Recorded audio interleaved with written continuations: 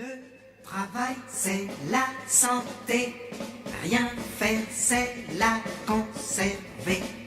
Les prisonniers du boulot font pas de vieux os.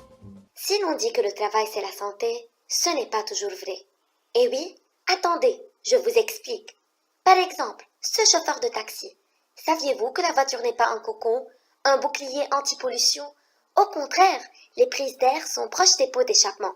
Situé au cœur de la circulation, l'automobiliste est ainsi la première victime de la pollution liée au trafic. Notamment l'exposition particulaire, comme par exemple les particules ultrafines. Appelons-les PUF, des particules dont le diamètre est 500 000 plus fin qu'un cheveu, qui leur permettent d'entrer au fond des poumons. Et une particule plus grosse, comme le carbone suie, mieux connu par son nom anglais Black Carbon, appelons-le BC, capable de perturber la fonction respiratoire.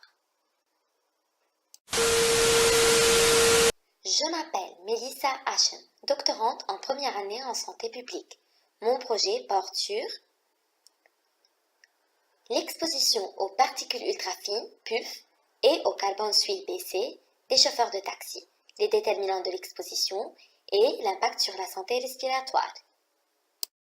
L'exposition aux particules ultrafines PUF et au carbone de suie BC des professionnels de la conduite a rarement été mesurée. Pourquoi? Faute de dispositifs adaptés. L'originalité de ce projet tient donc dans l'utilisation des instruments de mesure développés ces dernières années et qui permettent de le faire. Ma recherche a pour objectif de quantifier l'exposition au PUF et au BC des chauffeurs de taxi et étudier leur impact sur la fonction respiratoire. Qui? Une centaine de chauffeurs de taxi volontaires, membres de 3 syndicats. Quand? Durant une année. Où? Saviez-vous où? Dans une région où on a 15 500 chauffeurs de taxi. Dans une région où chaque seconde de taxi prennent en charge un client, soit 200 000 trajets de taxi chaque jour. Saviez-vous où? C'est à Paris. Comment? Les participants bénéficient d'une consultation gratuite dans un hôpital parisien pour définir leur état de santé avant le début de l'étude. La consultation médicale comportera un examen clinique avec questionnaire et des examens respiratoires. Et ensuite, ils participeront au mesurage de l'exposition à la pollution de l'air.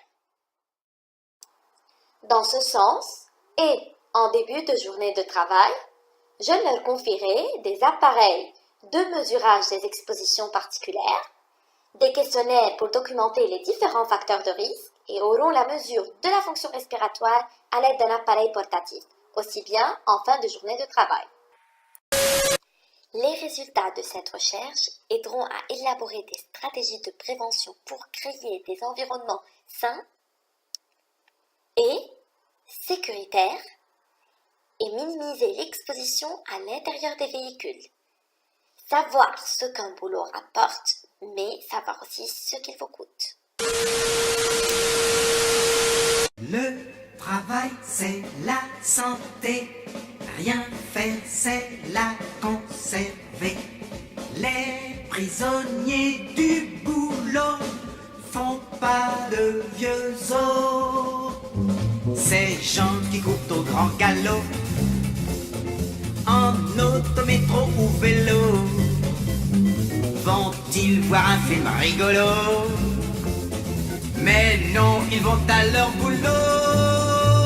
Le travail, c'est la santé. Rien faire, c'est la